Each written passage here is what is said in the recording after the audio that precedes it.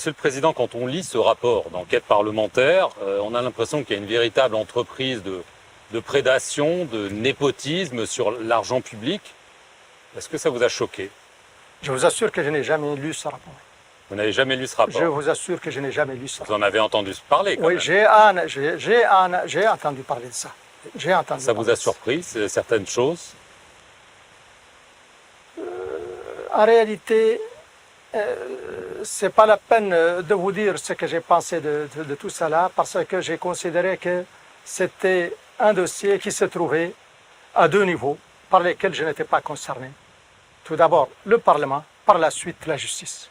Mais quand même, vous étiez plutôt Oui. son ami de 40 ans, son plus proche lieutenant. Beaucoup de gens se disent, quand ils lisent tout ça, vous ne pouvez pas ignorer tout cela. Vous deviez être au courant de ce qui se passait quand même. J'avais d'autres choses à faire. Vous ne vous êtes jamais douté de tout ce qui se passait? Non. Non. Non. Non. Je me suis jamais douté. Je me suis jamais douté. Effectivement, pour revenir un peu à ça, je peux vous dire que, en tant que personne, mais pas en tant que président, j'ai été bien surpris par ce qui a été révélé dans ce rapport.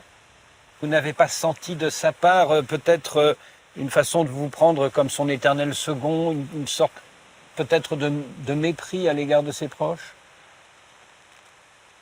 Non, je n'ai jamais... Il y a beaucoup de choses qui m'ont surpris dans tout ce qui s'est passé, pour vous parler franchement.